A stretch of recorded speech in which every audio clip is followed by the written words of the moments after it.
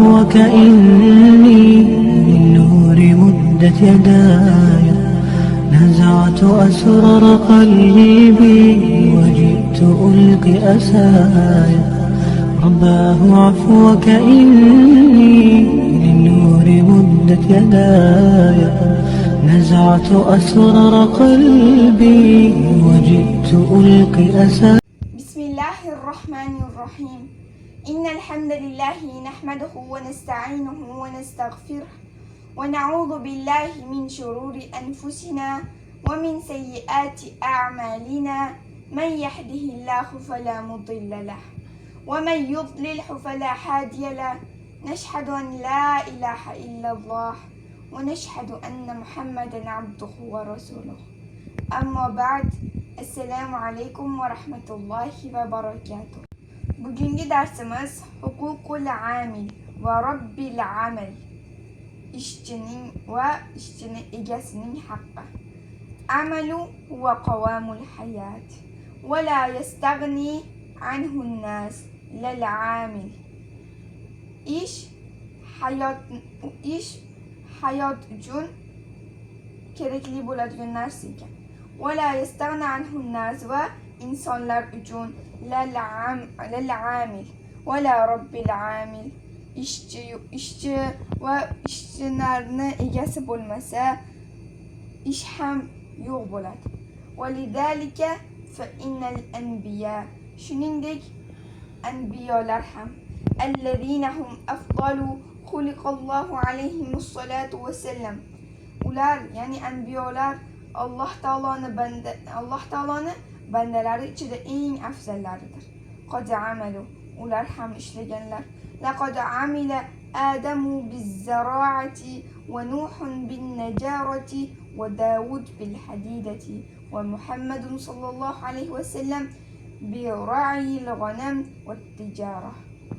Albatta Odam alayhissalom ekinchilik bilan, Nuh alayhissalom duradgorlik bilan, Davud alayhissalom temirchilik bilan va Muhammad sallallohu alayhi va sallam qo'y boqish va tijorat bilan ishlaganlar.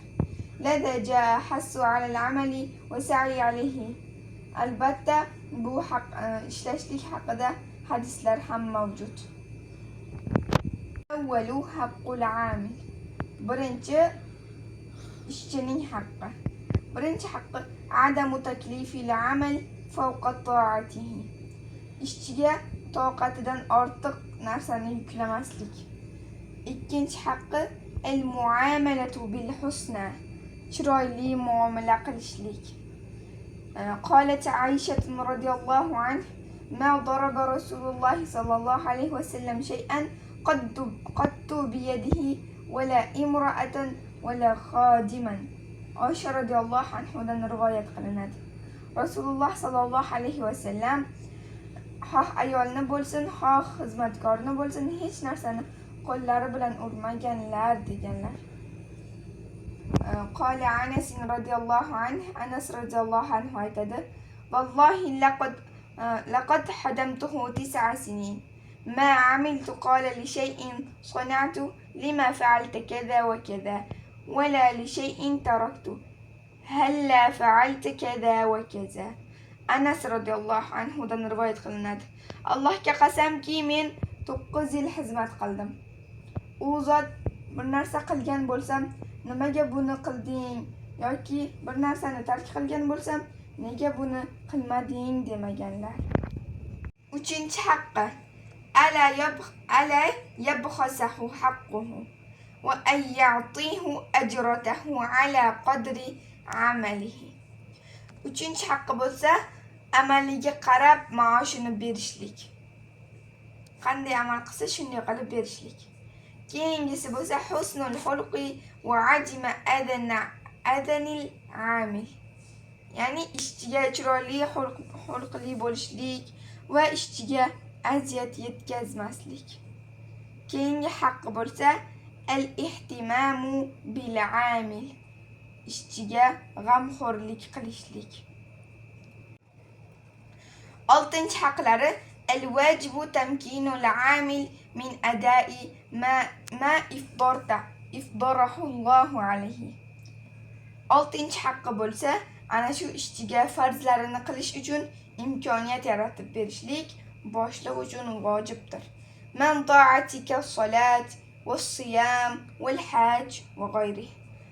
Xuddiki namoz, ro'za, haj, shunga o'xshash amallar kabi.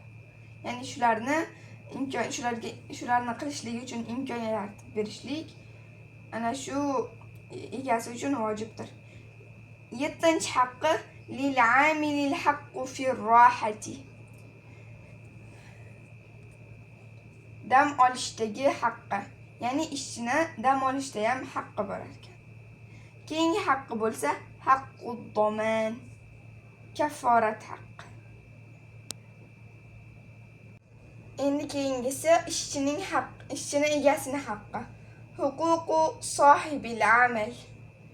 Birinchi haqqi adamul ihmal va shuur bi mas'uliyati tajahil amal. Ishchi mas'uliyatli bo'lishligi kerak ishi borasida. Ikkinchisi bo'lsa al-amanatu val ixlas. Ishchi omonatli va xolis bo'lishligi kerak. Uchinchi haqqi bo'lsa at-ta'atu. Itoatkor bo'lishligi kerak. Va to'rtinchi haqqi at-ta'affufu man istighla'il vazifati. Ishchi o'zini vazifasi, ya'ni o'zini o'rnidan foydalana olmasligi kerak.